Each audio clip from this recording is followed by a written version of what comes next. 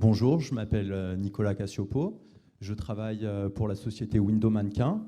Je m'occupe du commercial et de tout ce qui touche aux démarches écologiques dans la société. Donc, pour vous présenter brièvement la société, nous sommes créateurs et fabricants de mannequins et de décors de vitrines. Nous sommes basés dans le 06 à côté de Nice.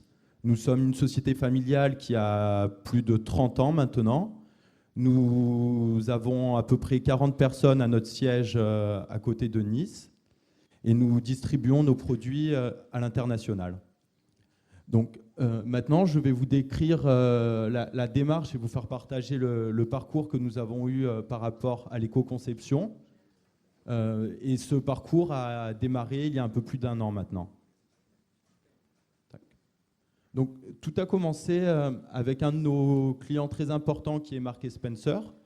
Ils ont monté en interne un pôle d'écologie et de démarche autour de l'écologie assez important. Ils nous ont demandé de venir les rencontrer tous les 6 mois et d'essayer de faire avancer concrètement, sur des avancées concrètes sur certains points qui sont les déchets, qui sont notre empreinte carbone, une analyse sur nos matières premières, sur l'éthique, sur nos employés, sur nos usines.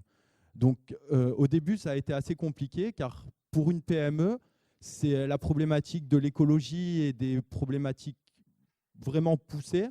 En fait, on n'a personne pour s'occuper de ça. On a nos services traditionnels, mais c'est vrai qu'au début, ça a été une réelle découverte. Et pour essayer de travailler de manière concrète et faire avancer les choses, on s'est retrouvé un petit peu seul et perdu. Donc, j'ai eu la chance de rencontrer la Chambre de commerce de Nice. Et grâce à eux, j'ai pu intégrer le projet Eden, qui est un projet transfrontalier entre le sud-est de la France et le Piémont, qui nous a permis un accompagnement en termes d'éco-conception, à l'aide des spécialistes également du Karma. Et donc, grâce à la Chambre de commerce et au Karma, nous avons pu déjà un petit peu mieux comprendre les problématiques écologiques, les différents points, savoir même des choses simples, qu'est-ce qu'une empreinte carbone, comment la calculer, quelles sont les solutions pour les déchets, quels sont les produits toxiques, qu'est-ce qui ne l'est pas, qu'est-ce qu'on peut améliorer. Et donc, à partir de tout ça et ce soutien, ça nous a permis, nous aussi, pour faire avancer les choses en interne, de pouvoir à la fois discuter et essayer d'éduquer aussi à la fois chez nous en interne nos ateliers, nos usines, nos employés et de vraiment donner une dynamique autour de l'éco-conception, essayer déjà par des actes simples et des explications simples d'essayer d'avancer en termes d'éco-conception. Donc à présent, je vais vous présenter le projet. Donc notre projet principal a été d'éco-concevoir un mannequin. Donc, tous nos mannequins standards sont faits en fibre de verre et en résine. Et donc, par rapport à ça, on s'est réunis avec la Chambre de commerce et le Karma et nous avons essayé de définir les points principaux que nous voulions suivre. Et donc, surtout moi en tant que commercial, le plus important, ça a été ce n'était pas été un problème de s'investir, mais moi je voulais m'investir pas uniquement pour faire un produit image, mais on voulait vraiment faire un produit qui puisse se vendre. Donc par rapport à ça, nos points principaux à suivre, ça a été d'essayer donc le but de développer le mannequin le plus éco-conçu du marché, de maintenir bien évidemment un prix attractif pour avoir une réalité commerciale et pouvoir vendre ce produit, d'essayer de maintenir une qualité la plus haute possible, parce que sinon c'est impossible de distribuer à l'échelle internationale un produit qui n'est pas abouti, on va dire, en termes qualitatifs. Et au fil du temps, en mûrissant ce projet, il y a une chose qui nous est apparue comme essentielle, c'est de se servir donc de la fibre naturelle, mais se servir de cette fibre en termes de plus-value esthétique et pas la cacher. Par exemple, il est possible de peindre le mannequin en blanc mat ou de n'importe quelle couleur. Et on s'est dit, si on propose un mannequin écologique, mais derrière il est caché, il paraît comme un mannequin standard, ça va perdre en en puissance et en intérêt pour les gens. Donc ça a été comme une certitude pour nous qu'il fallait vraiment faire des travaux également sur cette fibre naturelle et cette résine pour obtenir quelque chose d'esthétique et de laisser ce mannequin brut avec une fibre apparente. Donc en termes environnementaux, la problématique des résines, c'est principalement un matériel qui s'appelle le styrène, qui n'est pas, on va dire, très bon pour l'environnement.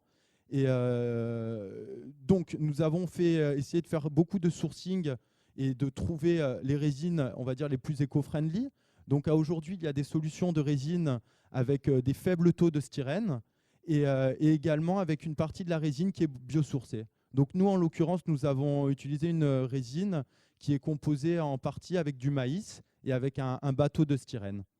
Et donc, au-delà de ça, donc, en termes de fibres, la problématique de la fibre de verre, tout simplement, ce n'est pas une ressource renouvelable.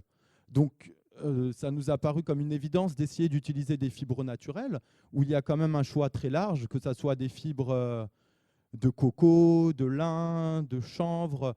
Il y a énormément de fibres différentes, où nous pouvons, avec des propriétés différentes, qui nous ont permis de faire de nombreux tests.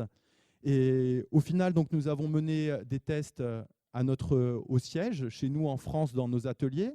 Nous avons suivi également des tests en parallèle dans nos usines.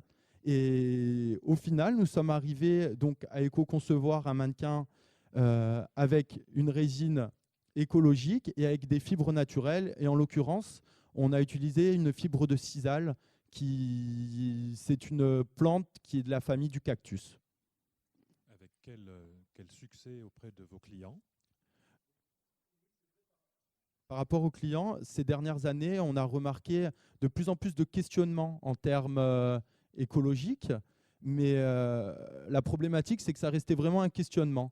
Et donc, ils étaient très intéressés qu'on leur explique beaucoup de choses, mais après, en termes d'achat, ce n'était pas du tout le moment. Et peut-être qu'à l'époque aussi, c'était plus compliqué d'avoir des coûts qui puissent être raisonnables et rester un produit, on va dire, qui puisse se vendre. À aujourd'hui, on sent que les choses changent. On arrive à faire un produit qui n'est pas forcément plus cher. Dans quelle proportion est-il plus cher? Je dirais à peu près entre 10 et 15%. Et ce prix ne vient pas forcément de la matière première, mais il vient du travail, car ça nécessite un petit peu plus de travail de façonnage, donc ça fait augmenter les coûts. Mais nous, en termes de société, donc nous, Window Mannequin, nous sommes prêts à assumer une partie des coûts. Nos usines sont prêtes à assumer une partie des coûts.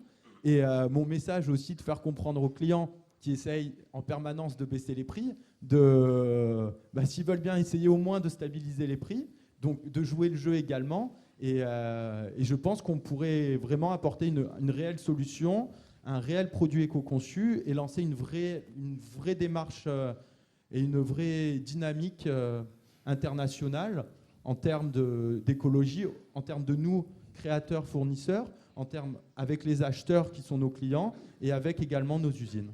Très bien, donc vous parvenez à faire bouger un peu le marché.